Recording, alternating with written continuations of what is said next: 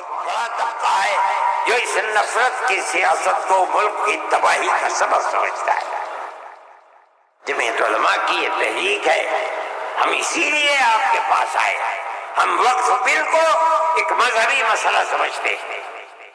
آپ اس بات کو سمجھیے، لوگ نہیں کہتے، میں تو سچ بات کہہ دیتا ہوں، آپ کے اس صوبے کی حکومت وہ بیساکھی ہے جس کے اوپر مرکزی حکومت ٹکی ہوئی ہے، یہ بھی اس کے اندر شریک ہے۔ وہ کہتے ہیں کہ ہم مسلمانوں کو کوئی تکلیف نہیں پہنچنے دیں گے۔ میں نے جو بات کہی ہے اسی لیے کہ یہ آواز ان تک پہنچے کہ وقف کو زندہ رکھنا یہ ہمارا مذہبی فریضہ ہے، ہمارا مذہب ہے وقف۔ اگر آپ اس کی تائید کریں گے تو مسلمان خود فیصلہ کرے کہ آپ کی گورنمنٹ آپ کے مذہب کو زندہ رکھنا چاہتی ہے یا آگ لگانا چاہتی ہے۔ جمعیت علماء ہند زندہ باد، مولانا ارشد مدنی، نعرہ تکبیر، اللہ اکبر، ارشد مدنی قلم بڑھاؤ، تمہارے ساتھ ہیں، جمعیت علماء ہند زندہ باد۔ میرے بھائی، تیسرا مسئلہ مدرسوں کا مسئلہ ہے۔ مسئلے مدرسے دو طرح کے ہیں، ایک وہ مدرسے ہیں جو گورنمنٹ سے امداد لیتے ہیں، ایک وہ مدرسے ہیں جو گورنمنٹ سے ایک پیسہ بھی نہیں لیتے۔ ہم پہلے سے کہتے تھے، لوگوں سے بلاتے تھے کہ پیسہ مت لو۔ یہ ہو نہیں سکتا کہ گورنمنٹ دے اور تم سے لینا، یہ نہیں ہو سکتا۔ آج سے تقریباً 15-20 سال پہلے دلی کے اندر ایک میٹنگ بلائی، بہار کے لوگ بھی اس وقت گورنمنٹ میں تھے، یہ بھی تھے، اور وہ یہ تھی کہ مدرسے والوں کو ہم پیسہ دیں گے۔ سب نے منع کر دیا کہ ہم نہیں جائیں گے۔ میں نے یہ سوچا کہ مجھے جانا چاہیے، چنانچہ میں چلا گیا وہاں۔ انہوں نے مجھے اسٹیج پر بلا دیا، اندر بڑے بڑے وزراء بیٹھے ہوئے تھے، ارجن سنگھ بھی تھے اور دوسرے لوگ تھے۔ وہاں تقریر کرنے والوں نے تقریر کی مدرسوں کے خلاف، میں خاموش بیٹھا رہا۔ اس کے بعد مجھ کو کہا کہ آپ بولیں۔ میں بولے، میں نے ان سے کہا کہ آپ نہیں جانتے کہ مدرسوں کا کردار کیا ہے۔ میں آپ کو بتاتا ہوں، جب 1857 کے اندر لوگوں کا قتل عام ہو گیا تو اب ملک کی آزادی کے لیے جہاد کرنے والے مجاہد ہی ختم ہو گئے۔ جن لوگوں نے جہاد کیا تھا وہ جیل میں پکڑے گئے۔ جب عام معافی کا اعلان ہوا تو علماء نکلے اور سر جوڑ کر بیٹھے۔ 57 میں جہاد ہوا تھا، ٹھیک 9 سال کے بعد 1866 میں دارالعلوم کی بنیاد رکھی۔ کیوں؟ اب مجاہد زندہ نہیں رہے، دارالعلوم میں جنگ آزادی کے لیے مجاہدین کی فیکٹری بنانی تھی، وہ ہے دارالعلوم کے اوپر۔ مدارس اسلامیہ زندہ باد، جمعیت علماء ہند زندہ باد، نعرہ تکبیر، اللہ اکبر، مدارس اسلامیہ، اللہ اکبر۔ اس فیکٹری سے بڑے بڑے ہزاروں مدرسے بن گئے۔ جہاں دنیا میں جائیے، نیو یارک میں چلے جائیے، واشنگٹن میں چلے جائیے، لندن میں چلے جائیے، ساؤتھ افریقہ میں چلے جائیے، اور ایشیا کے اندر تو جس ملک میں قدم رکھو یہیں کے فارغ ہیں یا یہاں کے فارغ ہونے والے کے شاگرد ہیں جنہوں نے مدرسے بنا رکھے ہیں۔ یہ مدرسے در حقیقت ملک کی آزادی کی ضمانت ہے۔ ملک کے اندر حضرت شیخ الہند یہیں کے پیدا ہوئے جنہوں نے 4 سال مالٹا میں جیل کاٹی۔ مولانا مدنی یہیں سے پیدا ہوئے جنہوں نے 9 سال انگریز کی جیل کاٹی ہے۔ اور میں نے کہا میں کتنوں کا نام لوں آپ کے سامنے۔ یہ مدرسوں کی زندگی ہے اور یہ تاریخ ہے۔ آپ اس تاریخ کو بجھانا چاہتے ہیں، کہتے ہیں بالکل نہیں۔ انہوں نے کہا کہ ہم نہیں بجھانا۔ میں نے کہا کہ یہ ہو نہیں سکتا کہ آپ پیسہ دیں انہیں اور پھر ان کے نظام تعلیم اور نصاب تعلیم میں دخل نہ دیں۔ آواز آئی ہم وعدہ کرتے ہیں کہ نہیں دیں گے۔ میں نے کہا اچھا، میں آپ کو جھوٹا نہیں کہتا ہوں، مجھے یہ بتائیے کہ ابھی الیکشن میں 3 سال باقی ہیں، کیا آپ یہ ضمانت دے سکتے ہیں کہ 3 سال کے بعد جو الیکشن ہوگا اس الیکشن کے نتیجے میں کامیاب ہو کر آپ ہی اقتدار کی کرسی پر بیٹھیں گے؟ کہنے لگے نہیں دے سکتے۔ میں نے کہا تو آپ تو 3 سال کی ضمانت نہیں دیتے، اور میرے دل میں یہ ارمان ہے کہ اگر قیامت تک میں زندہ رہوں گا تو مدرسوں کو لے کے چلوں گا۔ میرا آپ سے کیسے ہو جائے گا؟ میری آپ سے اس میں مصالحت نہیں ہو سکتی۔ آپ کو اسکول بنانے ہیں، آپ مجھے دیجیے، آپ اگر 50 اسکول کہیں گے میں 50 بنا دوں گا، لیکن آپ یہ چاہیں کہ مدرسے کو ختم کر کے اس کے اندر اسکول کا نصاب بن جائے، یا یہ مدرسے آپ سے پیسہ لے کر چلے، جمعیت علماء اسے گوارا نہیں کرے گی۔ میں نے ان سے کہا کہ مدرسے اور مسجد میں کوئی فرق نہیں ہے۔ کہنے لگے وہ کیسے؟ میں نے کہا اس لیے کہ اگر مسجد میں نماز پڑھی جاتی ہے، مدرسے میں نماز سکھلائی جاتی ہے۔ اگر مسجد میں نماز کے اندر قرآن پڑھا جاتا ہے، مدرسے کے اندر قرآن پڑھنا سکھلایا جاتا ہے۔ کیسے دونوں الگ ہو جائیں گے؟ یہ دونوں ایک دوسرے کے ساتھ ہیں۔ جیسے ہم مسجد اپنی خود بناتے ہیں، چاہے چھپر ڈال کر کے بنائیں، اسی طرح ہم مدرسے میں بھی آپ سے کوئی مساعدت لینا ہم نہیں گوارا کر سکتے۔ اچھا، میں یہ کہہ کر کے بیٹھ گیا، صدیقی صاحب جن کو گورنمنٹ نے بنایا تھا اسکولوں کو ان کا اقلیتی کردار دینے کے لیے، وہ میرے برابر بیٹھے تھے، وہ بھی اس اجتماع کو بلانے والے تھے۔ اس کے بعد ایک اور صاحب کھڑے ہوئے میرے بعد، انہوں نے پہلے سے یہ کہا کہ مجھے بڑا افسوس ہے کہ آپ نے ارشد کے بعد مجھے بلا لیا، کچھ وقفے کے بعد بلاتے۔ انہوں نے تقریر، اور جیسے انہوں نے کہا، میں نے اس پر یہ کہا کہ میرے اندر یہ طاقت ہے، آپ جو فرمائیں گے میں اسے قبول کروں گا، خاموش، میں کوئی اس کی تردید نہیں کروں گا، اس لیے آپ فرمائیے۔ جیسے انہوں نے کہا کہ مدرسوں کا کردار کمزور ہوگا، وہ تو مجمع جو صبح کھڑے ہو گئے، خبیث ہے، اتار دو، پھینک دو، نکال دو اس کو یہاں سے۔ جب آگ لگنے لگی تو میں نے صدیقی صاحب سے کہا، صدیقی صاحب میں تو جا رہا ہوں۔ صدیقی صاحب نے مجھے پکڑے، بھائی خدا کے لیے بیٹھ جاؤ، یہ مجمع ہمارے قابو میں نہیں آئے گا۔ تو میں نے ان لوگوں سے کہا کہ بھائی کیا بات ہے، کیوں آخر لوگ گھبرا رہے ہیں؟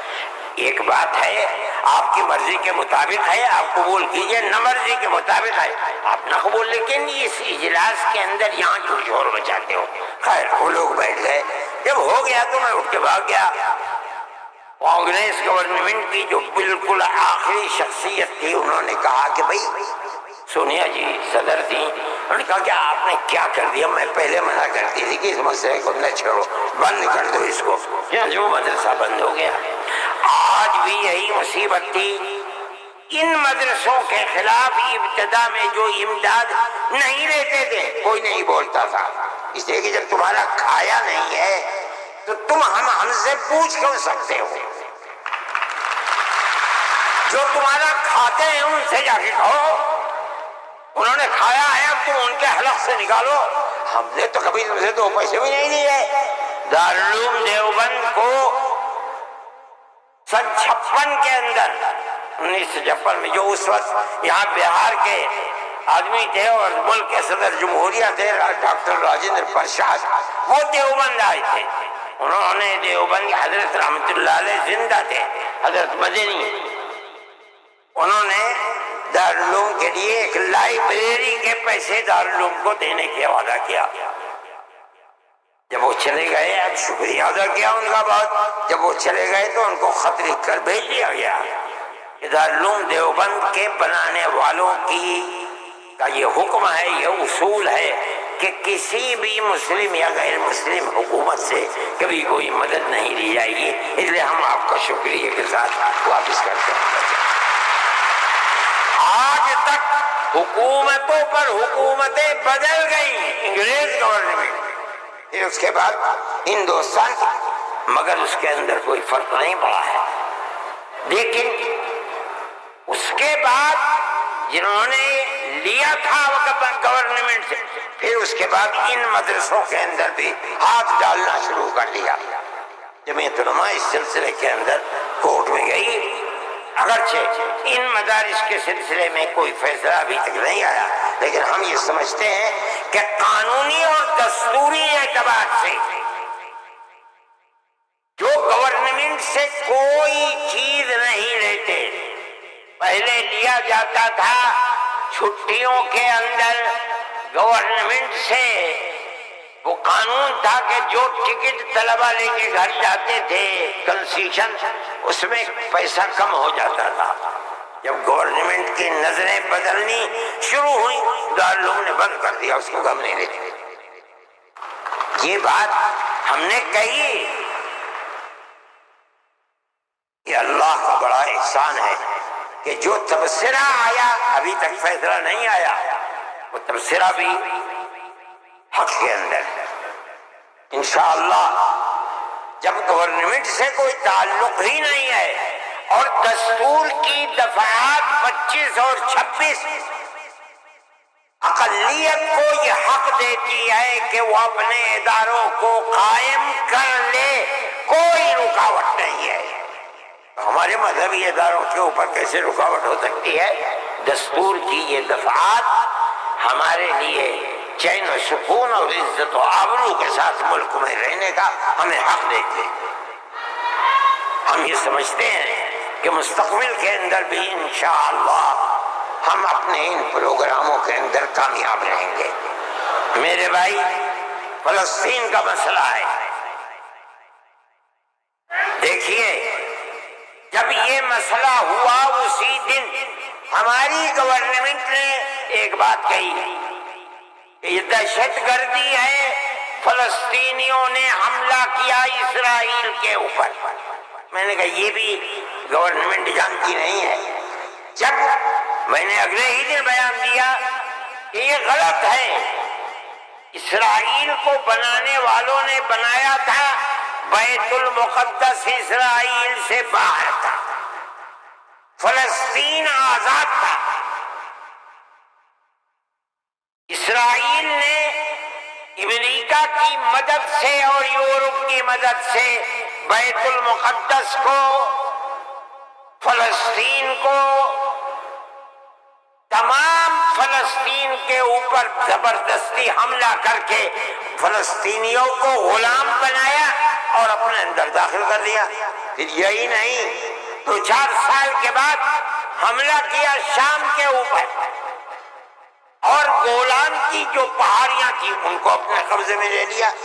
جب اسرائیل بنا، نہ فلسطین، نہ بیت المقدس، نہ گولان کی پہاڑیاں، کوئی چیز فلسطین میں نہیں تھی. اب فلسطینی اٹھے اپنی آزادی کے لیے. اگر تم ان کو دہشت گرد کہتے ہو تو میں کہتا ہوں گاندھی جی بھی دہشت گرد تھے.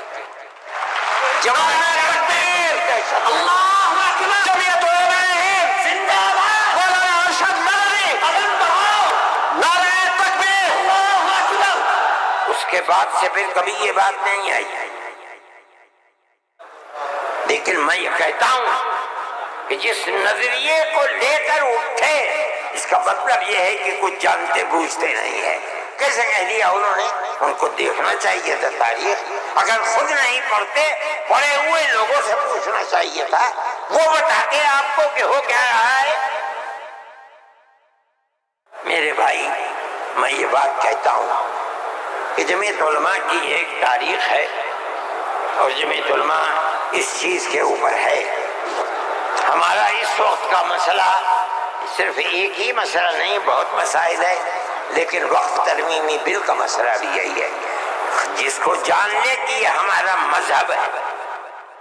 ہم یہ کہتے ہیں بہار کی گورنمنٹ کو بھی، آندھرا گورنمنٹ کو بھی اگر وہ کریں گے تو اس کا مطلب یہ ہے کہ مسلمان کے پیٹ کے اندر چھرا گھونپیں گے اور مسلمان کے مذہب کو آگ لگانا چاہتے ہیں۔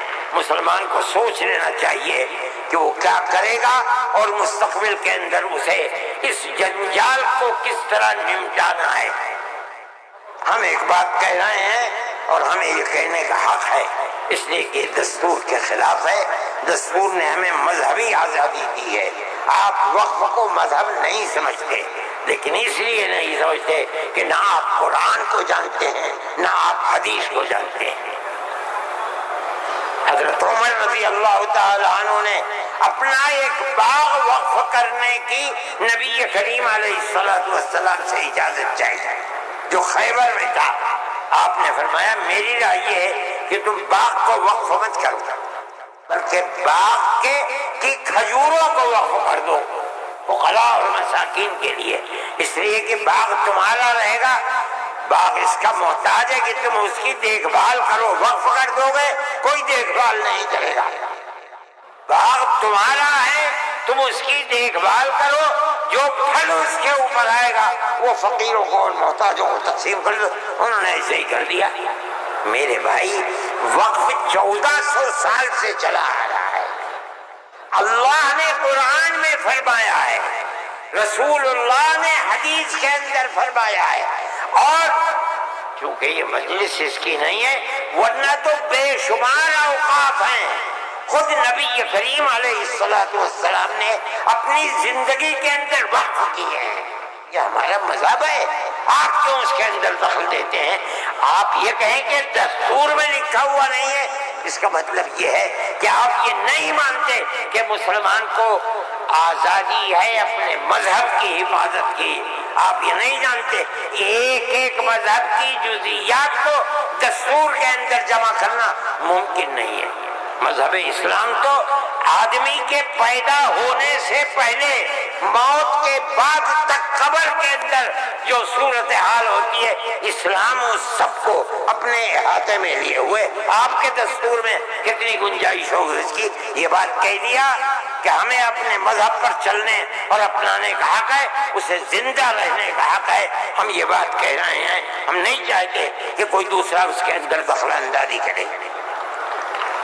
میرے بھائی میں نے یہ بات کہی اور میں نہیں سمجھتا ہوں کہ اس سے زائد مجھے کوئی بات کہنی چاہیے، اس لیے میں آپ حضرات سے کہ تشریف آوری کا شکریہ ادا کرتا ہوں۔ میں اس ہال کے اندر 1-2 مرتبہ پہلے بھی آ چکا ہوں، مگر میں نے کبھی مسلمانوں کا اتنا بڑا مجمع یہاں نہیں دیکھا۔ میں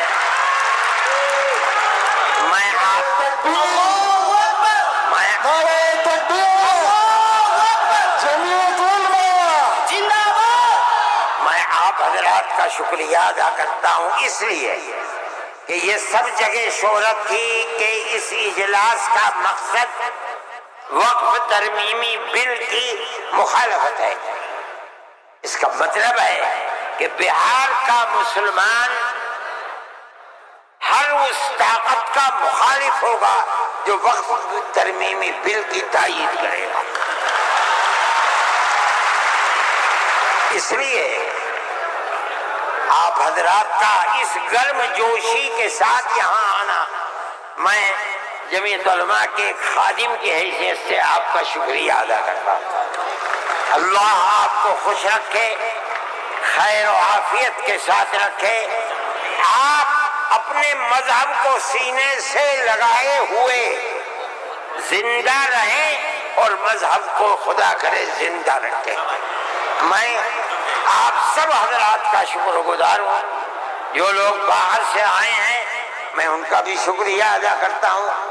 جن لوگوں نے پٹنے کے رہنے والوں نے، قادری صاحب کے صاحبزادے اور جمعیت علماء کے ورکرز جو یہاں کے ہیں یا باہر کے رہنے والے ہیں پٹنے کے علاوہ کے، جن لوگوں نے کوشش کی ہے، جمعیت علماء کے دل میں اس کی بڑی قدر ہے۔ اللہ تعالیٰ ان کی کوششوں کو قبول فرمائے اور حکومت کو کسی بھی ایسے کام سے جو صوبے کے اندر یا ملک کے اندر مسلمانوں کی دل آزاری کا سبب بنے، اس سے باز رکھے اور خدا کرے کہ اس ملک کے اندر امن و امان، پیار و محبت مذہب سے اوپر اٹھ کر بڑا مجمع باہر کھڑا ہندو اور مسلمان سب مل جل کر اپنی پرانی تاریخ کو یاد کریں اور زندہ کریں۔ مسلمان اور ہندو گاؤں در گاؤں آج سے نہیں 1300 سال سے رہتا چلا آ رہا ہے، کہیں تو کوئی جھگڑا نہیں ہے۔ آج کون سی ملک کے اوپر آفت ہے کہ آگ لگانے ہی کے اوپر سیاست کی بنیاد رکھی ہوئی ہے۔ ہم اس کے مخالف ہیں، ہم اس کو پسند نہیں کرتے ہیں۔ ملک ہمارا ہے، ہم ملک کے اندر امن و امان کو چاہتے ہیں، پیار و محبت کو چاہتے ہیں۔ جس طرح ہندو کا حق ہے مسلمان کا بھی حق ہے، ایک دوسرے کے ساتھ پیار و محبت کرنی چاہیے۔ میں ہر مسلمان سے کہتا ہوں، چاہے گھر ہو، محلے میں ہو، دکان پر ہو، بازار میں ہو، اسکول میں ہو یا اپنے کھیت میں ہو، اپنے پڑوسی ہندو کو اپنا بھائی سمجھو، ایک دوسرے کے ساتھ پیار و محبت کرو، جو ضرورت مند ہے اس کی ضرورت کو پورا کرو۔ تمہارا یہ عمل تمہارا مذہبی عمل ہے، یاد رکھنا۔ یہ نہیں کہ میں کہہ رہا ہوں، جمعیت علماء کا نہیں، قرآن و حدیث یہی کہتا ہے۔